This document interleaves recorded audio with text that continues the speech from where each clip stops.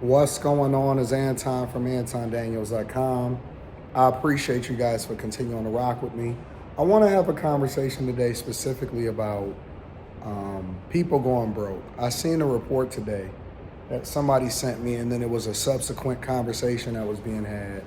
I think it was Charles Barkley from a podcast that he had did with Shannon Sharp, and they were basically talking about how 80% of athletes, over 80% of athletes, don't matter what time frame that they in as far as what generation or how much money that they generate, over 80% of athletes are going broke. And I believe that you're going to see way more people in society and way more people in life go broke. They say that the majority of actors are broke. The majority of rappers are broke. Now, there's nothing wrong with going broke, all right? I'm not broke shaming because I went broke in my life. You know what I'm saying? But life is not about what happens to you. It's about how you respond to it. But more importantly, we have too much information and too much insight to make better decisions, yet we continue to choose wrong. And what you're going to see, in my opinion, long term, is that you're going to see a bigger divide between the haves and have-nots. The reason why society is so mad right now, the reason why people are so angry is that there's no parity, right? When you had a solid middle, and people that's been rocking with me for a long time know that I've been saying this forever, is that I said, and I've been predicting for years now, and when I say years, more than 5 years, more than 6 years, I've been telling y'all that the middle class is going away. And the thing that keeps y'all distracted is the fact that y'all keep saying that we got a race or gender war. Don't you know that that is the best way to market to you to keep you distracted from the money? The biggest way to finesse people is to say, oh man, it's a race thing. Keeping money within the black community, keeping money within the white community, whatever. We all mutts at the end of the day. You know what I'm saying? Real talk.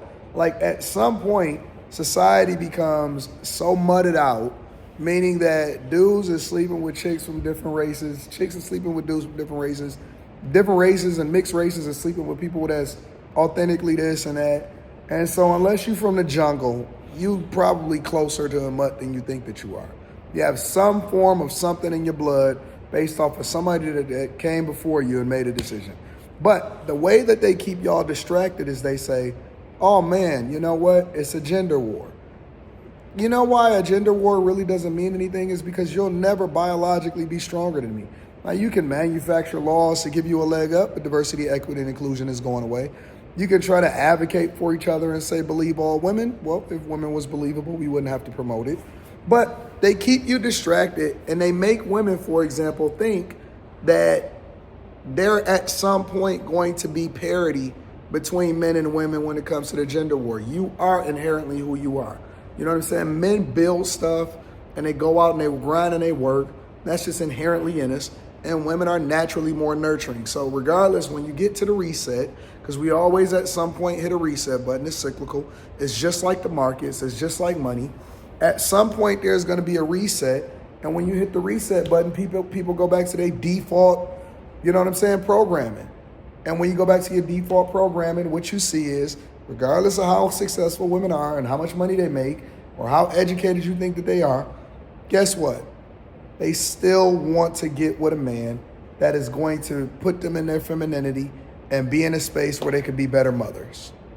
That's just the nature of how it is. So they promote this stuff to y'all, gender wars, race wars, in order to keep you distracted from where the money is.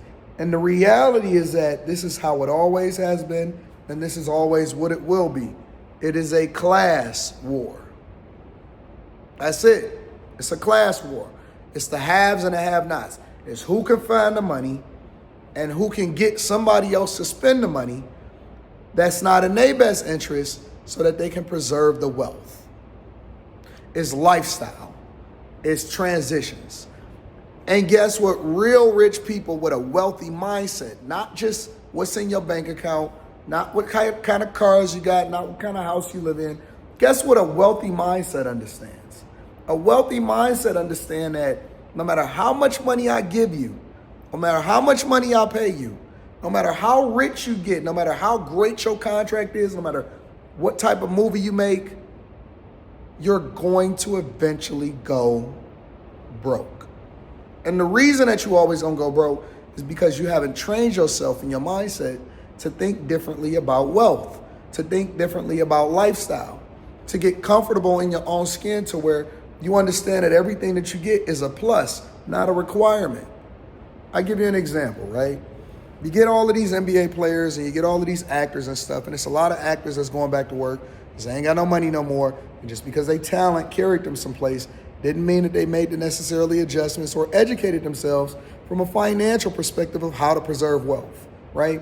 So what happens is they make all of this money and then they automatically start buying all of this stuff. Or if you're one of the smarter ones, which that doesn't actually make you have a wealthy mindset, but if you're one of the smarter ones, what you'll do is you'll plan for the money to be able to carry you for the rest of your life. But it doesn't necessarily mean that that preserves wealth. That just means that you're a consumer long enough, or hopefully your money doesn't run out and you can maintain a lifestyle for the rest of your life. Now, people with a wealthy mindset, they think completely differently, right? They think, you know what? I want to figure out what it takes for me to really be comfortable while at the same time increasing what my lifestyle can be based off of what my assets are. So what that means is delayed gratification by making sure that you're making smart decisions early. When you get that first big check, right? Because everybody, almost everybody, I would say 95, 96, 97, 98% of everybody, when they get that first big check, that's gone. You can, good as gone. And I don't care what level you on. You can get that first big check, that first bonus check in corporate America, that's gone. Now, what the smart ones will do is they'll learn from that. They'll learn a lesson early. And then when they get another big check, that's when they start making the adjustments. That's when they pay off all of the debt. That's when they start to invest in a 401k. That's when they, you know what I'm saying? They'll start to really get it. And that's, you know, in most instances, a lot of these young guys, like these NBA players, these rappers, these entertainers, these actors, they already at the top of where they're going to be before they start to be able to make the adjustment and learn from the mistake. You know what I'm saying? The dumb ones, they never learn. They just spend till they broke, and then eventually they try to figure it out and try to figure out how to make more money. But the really, really, really smart ones, they take that first check, or they haven't been in a space to where they've ever really, truly been under duress, or they come from nothing, and then they're able to make the adjustment.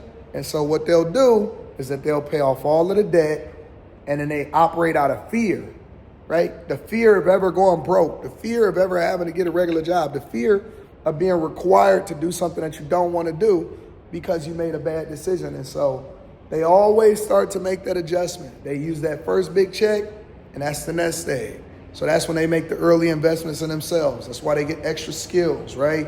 That's why they go back to school. That's why they, pay off their property. They always make sure that they got a place to live. That way they're not operating out of duress, and they can really run forward. They can really run hard. And so what I would advise people is to make smarter decisions. You can have delayed gratification, trust me. The time goes by fast. It goes by incredibly fast. And where you think that I'm missing out on everything, you ain't missed out on nothing. When everybody else was out partying, when everybody else was out buying whatever it is they wanted to buy, when everybody else was traveling, I was in the crib, in the basement, getting to it, running up the bag, making smart investments, building my brand, taking any money that I had and reinvesting it back into my real estate portfolio, buying more properties. And now all we doing is multiplying wealth. And in Block Club, y'all gonna learn, make sure y'all tap into the Patreon, that in most instances, people that invest in real estate are not investing in real estate to get rich.